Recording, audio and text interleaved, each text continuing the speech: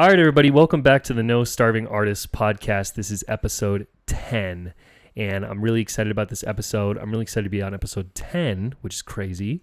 And I'm really excited to announce that everything related to No Starving Artists is now live. So www.nsadance.com. You can check out the podcast, training, the on-demand, and a bunch of other stuff. But today we have an amazing guest, and we're going to be talking about something that is new to the podcast, but something that's really, really important inside of dance in general. So I'm going to let him introduce himself. Hi, my name is Ramses Contreras, and I'm here just to bring on some information that I've found throughout my training that will just hopefully provide a more safe and creative space within the dance community. Yes, I love that. And I forgot your little one-liner, but I'm going to read it because I love it a lot. So I always ask guests to describe themselves in one sentence.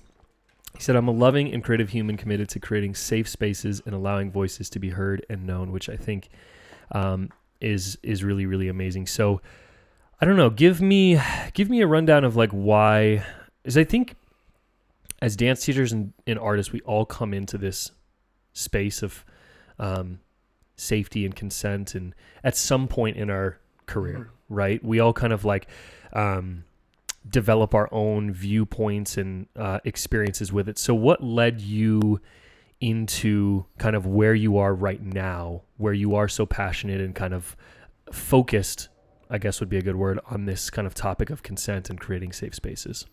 Yeah, I just finished up an associate's degree at UVU in the acting program. Mm-hmm.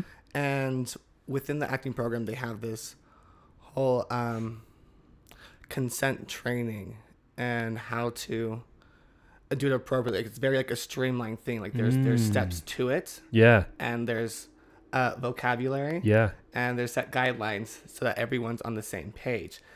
And wow. So this is like a class, or it's like it's just kind of integrated in the whole program, or it's just integrated within the whole program. Okay. And it's called intimacy training. Okay. And we sometimes coordinate intimacy with more than what it is. Yeah. But it's just like intimacy. Like intimacy is anything. It could be like a simple hand hold, like, or anything that's like physical is intimacy. Right. And so to keep people safe as we do it, like within shows, we choreograph the intimacy. Like I was in Romeo and Juliet and I played Romeo. And so we had some staged kisses. And so during the rehearsal process, we got to a point where we had to choreograph the intimacy. Yeah. And so there was, it would be like, so you'll be here, this close, and then you're going to close the distance on each other's lips for a count of 1, 2, 3. You'll be holding for 1, 2, and you pull back for 1, 2, 3. Yeah. And so that way it's simply choreography. Like it doesn't give room for intimacy to or any questioning of what's happening. Yeah. Because you're both knowing exactly what's happening at the same time, and it's structured that way. Got it. Okay.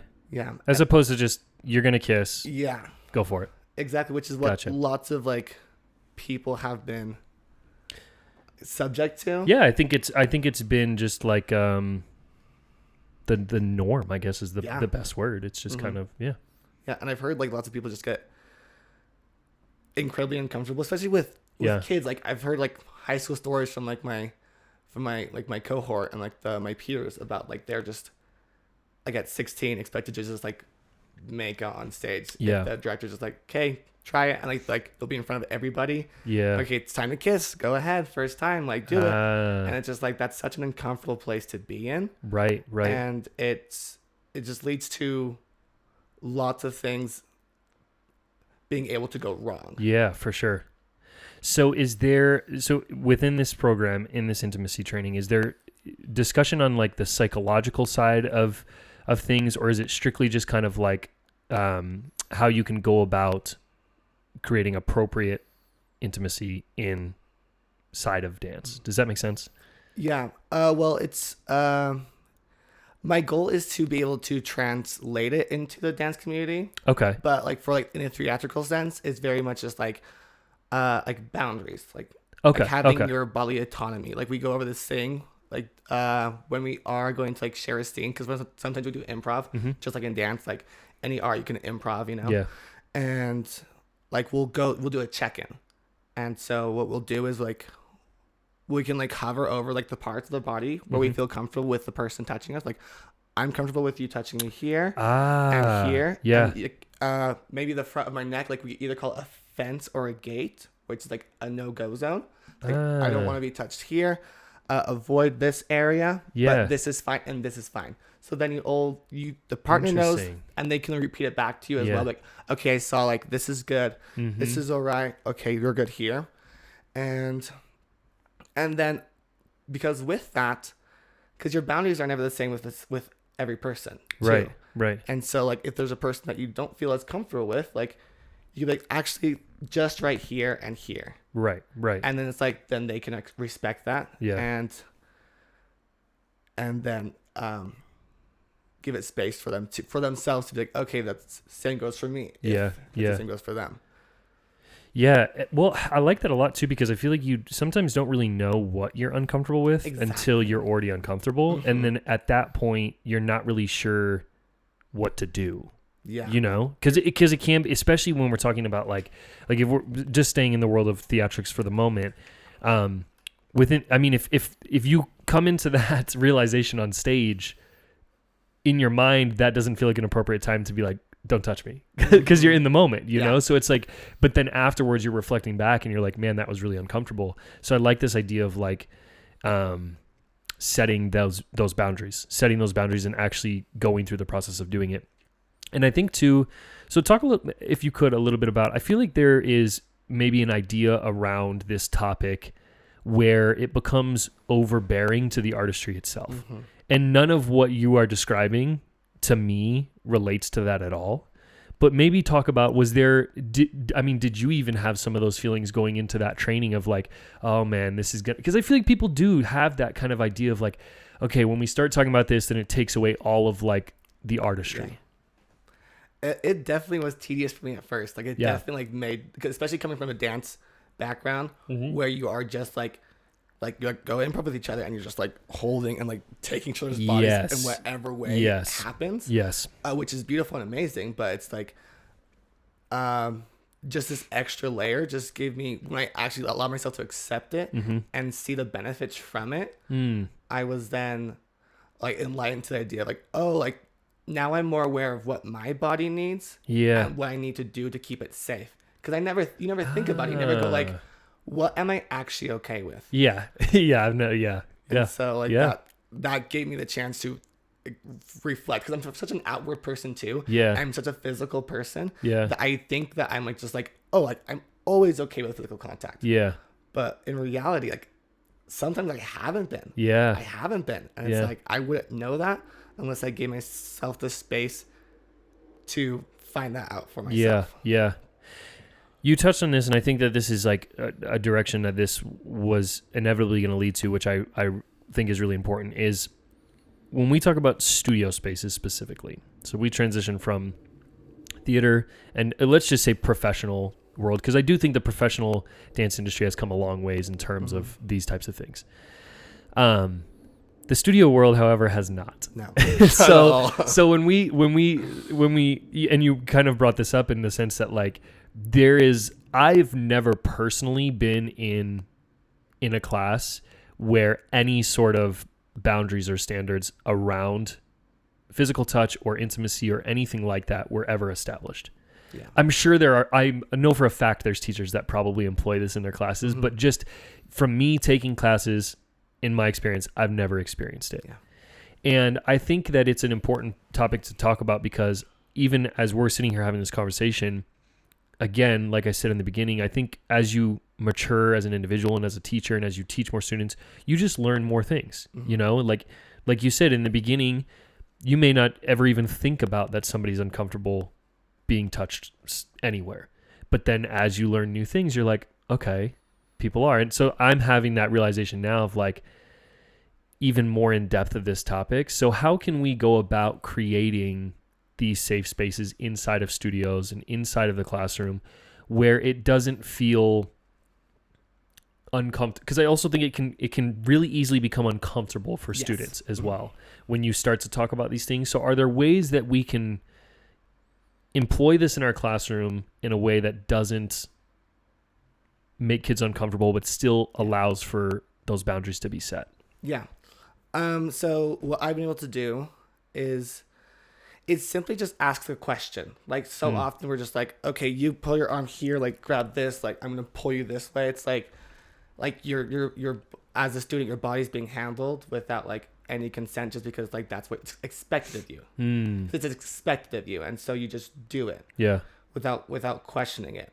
And so what I've been doing is just like, if I have to correct a leg, I'm like, may I turn your leg this way? Yeah. And then they just get, it's so simple and it's so fast. Yeah. And they just say, yeah, like they just, because they're already attuned to it, because that's the space that they're in. Yeah. And so it's just like, yes. And then like, so yeah, it's normally a yes, because that's what they are, attuned to. Yeah. And so it's just that simple. I say, may I do this? Yeah. And they get to say yes. And so it's their choice, rather than me just inflicting something on them without them doing knowing. it just because. Yeah. Yeah. Well, and I think that's important too, because I know, I've had a couple of dancers recently. It's been a new thing for me, but they have sensory things where they're certain fabrics or certain whatever it may be, they're just not comfortable with them on their skin. And I think that is a factor in this as well, is like some people just, it's overwhelming for them when they have that physical touch from somebody that they're not comfortable with. And I think that that's also an important point to point out with, as far as teachers and dancers, to exactly what you're saying, that a lot of times for a while it's been custom or a norm to just, it's hands-on when you're teaching, you know? So I do think that's really important. And I like that idea of just making it simple, just asking the question, you know? Yeah. I want to go back. So this program, besides, was there anything else that you kind of came out of it with that you were like, I love this, I'm taking this, I'm using this moving forward? It's something else that they do is like this idea of like how to touch. Like there's like a powder touch where it's just like across the skin where nothing moves. Yeah. And then there's a skin touch where like the skin will move with it. Okay. And then there's like a muscle touch where you can like feel the muscle underneath. Gotcha. And Okay. so, like, that can also be a way to just like describe certain ways of how to touch one another. Yeah. That's just like in a vocabulary form. Like myself, I do a lot of partner work. Yeah. With studios. I've done it for like past like 7 years. Yeah. And so like I'm having to hold like girls like on the hips and like take their arms and turn them through and like manipulate their bodies. And so now that I've had this vocabulary, I can do it in a way that just streamlines it and makes it sure that we're both exactly knowledgeable in what we're doing. Because I did a show with Lifehouse just recently, and we're in the creative process of it. And especially within the creative process, it's easy to just be like, okay, let's just try this. For sure. Because you're just creating. But what I was able to do, having this knowledge, is I was able to break everything down before we tried something. And then it made more sense to me and my partner what we were going to do. So what I would do is I would tell them, okay, I'll be placing my left hand about here. Yeah. And then my right hand like a muscle touch right here, and like maybe like a skin on the neck, and then we'll be revolving around each other and pulling in front. Yeah. And then they could see me doing it on my own body, and then they would know what's going to happen to theirs. Right. And then we could try it, and if it worked out, perfect. If it didn't, like, okay, let's try a new approach. And then we'd start again, like, let's try it maybe from like this angle or from here. Yeah. At this level of touch. And so I'm assuming it's a 5-minute educational moment when you first work with a dancer of, this is a skin touch, this is a muscle touch, just so they understand that vocabulary. Yeah. I think there's like a proper training, like there's like training, like paid training to get. I don't have it. Yeah. So I'm just like taking what I know. Yeah. But even just that, like, to me, that like I knew exactly what you were saying when you explained it. That idea of like a muscle touch versus a skin touch versus, and I think you're right. I think that's a really cool aspect of it, is like, especially with lifts. I know I've had this struggle where you kind of, you end up explaining the lift after you've already tried a bunch of different things because you're not really sure what you were trying to accomplish. Whereas this almost, I would assume probably makes things go by quicker. Yeah. Because you're actually like, you're almost forcing yourself to actually think about it instead of just, let's try some stuff and then see what happens. Yeah.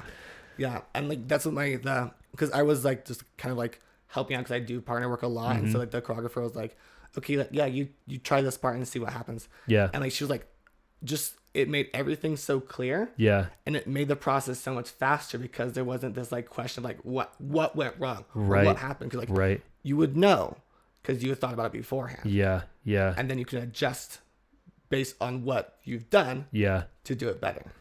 So with your experience so far, what do you think this looks like for studios? Do you think it looks like, you know, an entire studio training? Do you think it looks like directors passing knowledge on to just teachers and then teachers taking it into the classroom?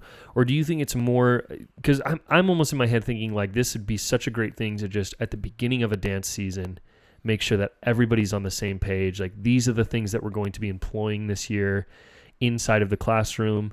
I don't know. Thoughts? I think that's definitely the first step. Yeah. It's like, it takes time whenever you make a shift like this. And like, as it was for me, like it was a big shift for me.